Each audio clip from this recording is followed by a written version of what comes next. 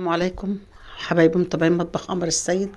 النهارده معانا أكلة جميلة ولذيذة وخطيرة، وهي السمك المقلي. تعالي بقى أقولك كده بقى، خلي السمك بقى ما يطرش منك خالص، ولا لونه يغير، ولو حطيتي 10 أدوار الزيت ما يتغيرش، يتنه زي ما هو بلونه بجماله بقرمشته، يفضل الزيت معاكي نضيف فله. تعالي بقى كده معانا شوية حركات وشوية تريكات نتكلم عنهم كده كده في الفيديو بتاعنا. خش بقى كده اعملي لي لايك واعملي لي متابعة، اعملي لي اشتراك، وتعالي بقى كده نتكلم كده في ايه، في شوية الحركات دولت، ونتكلم عن المسقعة بتاعتنا اللي هي جنب السمك، اللي هي الجميلة، اللي هي التحفة، اللي هي من غير فلفل. يلا بينا كده نسمي الله ونصلي على الرسول ونخش على الفيديو بتاعنا. هنا معايا السمك انا نقعاه في معلقه طحينه، وشويه جنزبيل، وليمونتين، وورقتين لورا، بس ولا اكتر ولا اقل. ما السمك البلطي ما يتنقعش في ملح خالص، ممنوع، ممنوع بملح او خل كمان. الخل ده ممكن نغسله بنقطتين في الاخر غسيل، لكن مش نقعه. الخل بيغير اللحم، وبيخلي اللحم كده بيبقى متفل كده مش حلو، سواء فراخ او سواء سمك. غسلت انا السمك كده وشطفته، كنت نقعاه بقالي نص ساعه، غسلته وشطفته، وكنت مجهزه له دقه كده على ايدي. هي عباره عن حوالي 5 فصوص توم، طبعا احنا في رمضان ما ينفعش ان احنا نكتر التوم.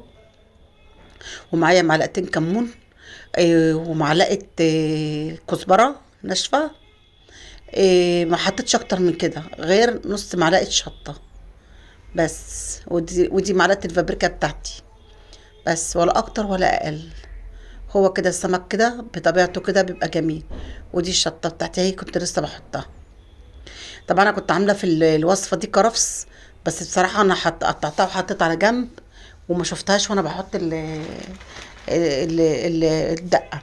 فجيت قدرت يعني خرطتها دقتها دق ناعم قوي بعد كده لوحدها. وحاولت احط فيها في السمك شويه، لان انا بحب بصراحه السمك بسكرفس، بينقل السمك في حته تانية. قطعت الليمون بتاعي كده بالشكل ده، وهحط برضو على الدقه. دقه خفيفه خالص بسيطه خالص، ما فيهاش اي افتكاسات. هي الدقه بتاعتنا وبتاعت امهاتنا زمان، اللي لها ريحه وطعم كده جميل كده ولما نيجي ناكل السمكية من قلبها نحس بنفسها الجميل. الطبيعي دايما بيغلب في كل حاجه. كده انا بنضف بذر الليمون عشان المراره. امسك بقى السمك بتاعي كده، افتحه كده من الظهر كده فتحات كده. السمك ده ان شاء الله كان جميل جميل جميل، مقرمش من بره وطري من جوه، مفيش بعد كده. بشويه تركات بسيطه كده عملناه. معايا كده انا هملح قبل قلب السمك، هشبعه كده بالتمليح بتاعه، وبين الفتحات، واعمل له كده مساج كده كويس كده. التمليحه دي انا بسيبها كده حوالي 10 دقايق بس، مش اكتر من كده، مش عايز اكتر من كده السمك. وهسيبه كده 10 دقايق على بال ما ما اقشر بقى شويه البتنجان بتوعنا دولت. هنعمل بقى مسقعه بالبطاطس بس، بتنجان وبطاطس بس، بتبقى صينيه روعه روعه بمعنى روعه. قطعت انا كده البتنجان كده شرايح، ولا تخينه ولا رفيعه، عشان تستحمل معايا بالشكل ده. البتنجان بقى الايام دي بتنجان جميل، بفتة بيضة. معرفش بقى عندكم بقى في اماكنكم هو شكل عندنا كده ولا لا. هو مدي معايا الشكل ده، مسكته كده عملته كده طبقات كده، ورشيت له ملح علشان خاطر ما ينزل اللون الغامق اللي فيه، وما ياخدش معايا زيت. طبعا الناس كلها دلوقتي بتعاني دلوقتي من الزيت واستهلاك الزيت، عايزين اي حاجه وافره للزيت. فهو كده بالشكل ده ما باخدش مني زيت خالص. جيت انا كده ولعت على الصينيه بتاعتي اللي فيها السمك، على بال ما بهره بقى بالدقيق. جبت كده السمك بتاعي، بهرته كده بالدقيق بره وجوه، وفتحت البطن بتاعت السمك، عملت بهرته وكمان قلب السمك من جوه. ده في حاله بقى لو هنكتر الزيت قوي. انا مثلا لو بقليه مثلا في قلايه الكهرباء، بكتر الزيت، بعمل الحركه دي، هكتر الزيت وعندي استهلاك للزيت، برضو ببهره. مش هكتر، ما بهرش القلب من جوه من غير القلب. يعني لو ما انا مش هكتر الزيت، ما بهرش الدقيق ده خالص من جوه عشان ما يكتمش. هنا كده انا خلصت الكميات بتاعتي اهيت، وايه معايا الطاسه بتاعتي هتكون سخنت. بس برضو انا لسه عندي حركه هعملها علشان خاطر احافظ على السمك يبقى مقرمش من بره، واخليه يبقى طري من جوه. طرق الظهر بيبقى طري من جوه اللحم، وهو يتنه حتى لو قعد لاربع خمس ساعات، ولو 10 ساعات هيتنه زي ما هو مقرمش من بره. جبت كده برطمان ميه متلج، كنت انا حاطه ميه تلجتها في الفريزر ساعه او قوي، يعني تكون سقعتها يعني كتيره. وجيت كده حطيتها وفضيت البرطمان كده في صينيتي، وقمت جايه كده ماسكه السمك كده ايه، غسلاه بمعنى اصح كده، غسلاه في الميه المتلجه.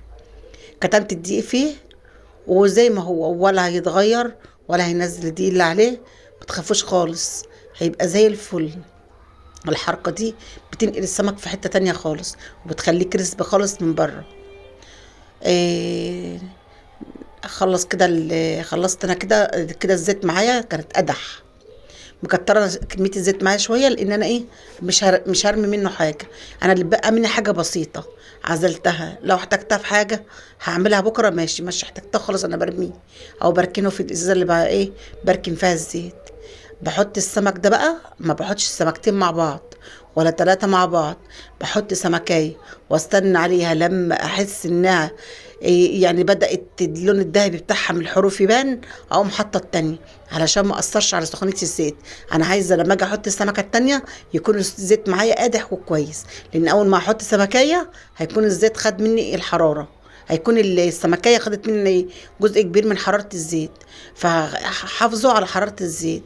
حطيت انا هنا ليمونة بالشكل ده اهو. شوفوا السمكية الاولانية داخلة على سوا، والتانية لسه انا كنت بقلبها اهو. شايفين السمك من بره وهو في الطاسة كده بيبقى معايا، احس ان هو يعني مش هيتاكل هيطلع كده حاجة ناشفة كده مقلوحة. ف بعد ما بيقعد بقى ويهدى كده بقى، واحطه على مناديل. وبعد كده اما اجي انقله بقى في اطباق السمك، الاقيه بقى من بره كريسبي ومن جوه طري وجميل، ولحم كده مش سايب. ولو السمكه قعدت معايا لتاني يوم وتالت يوم متناها ماسكه نفسها، حاجه روعه. لون جميل بيفضل معايا اللون ده بسبب حركه التلج، الميه اللي هي البارده قوي.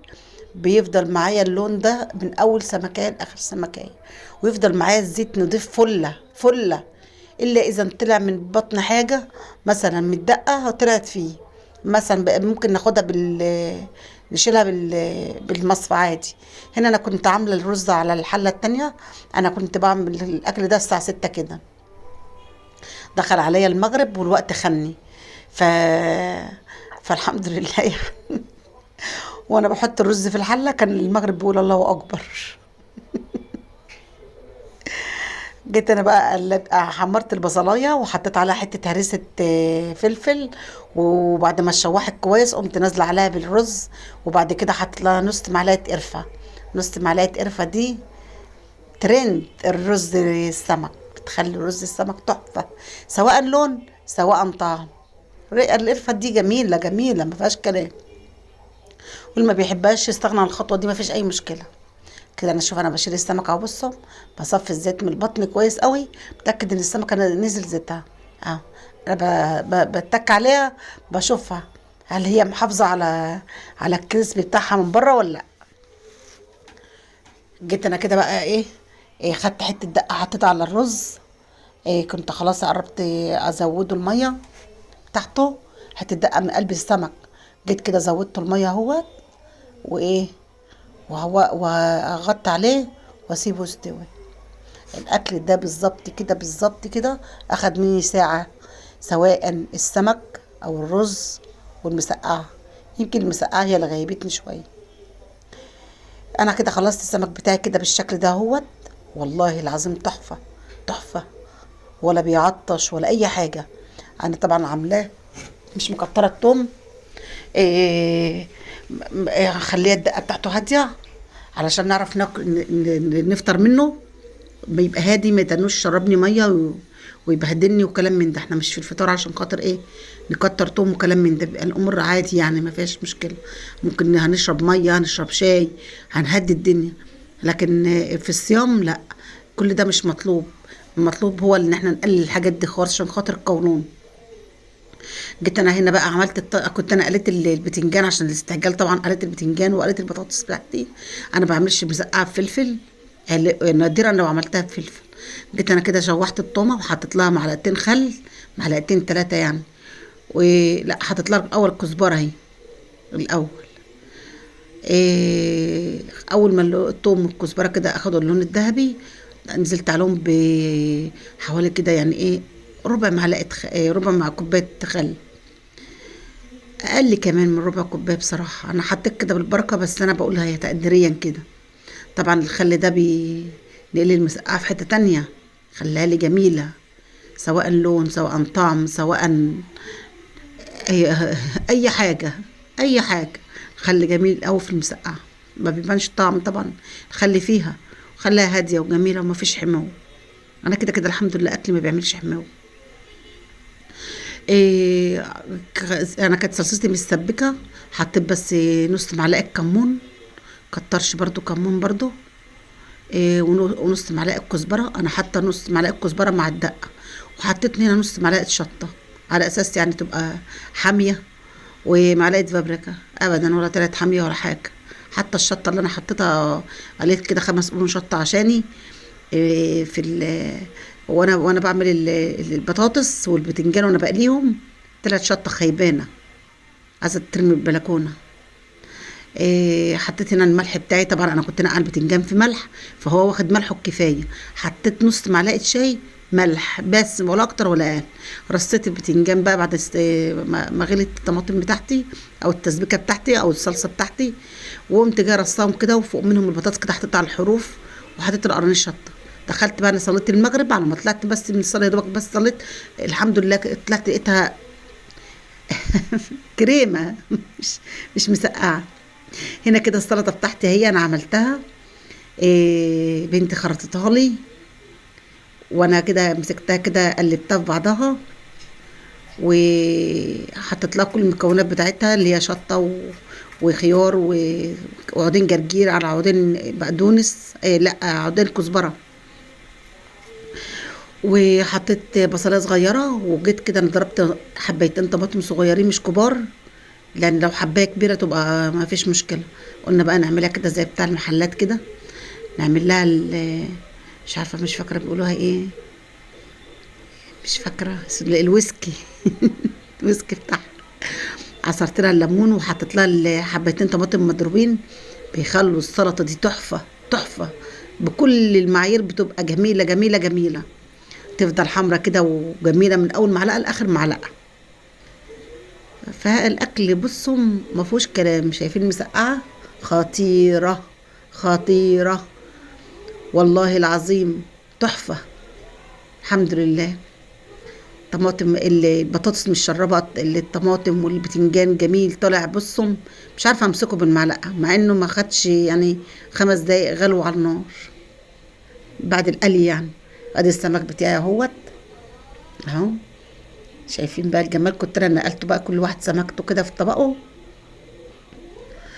إيه بصراحه انا كان نفسي اقول لكم اتفضلوا معانا، وانا كنت غاسله جرجير كمان. إيه بصراحه يعني دي احلى اكله، ودي الاكله الواحد اللي يعرف يعني اللي بصراحه الواحد يعرف يعني ياكل فيها بجد. بصوا كده انا ماسكه ماسكه السمك بالسكينه بيخرفش والله العظيم تحفه زي ما هو ناشف. طبعا انا الظهر اخبط عليه ما يعملش كده طبعا، لان الظهر بيبقى يعني ايه مش طري لا، لكن هو حلو طري، لكن ما يفكش ابدا ولا السمكه تتاثر، تتشال تتهبط ما تتاثرش. يلا بقى اشوفكم جديد في فيديو جديد، ويا رب ما اكون طولت عليكم. يلا.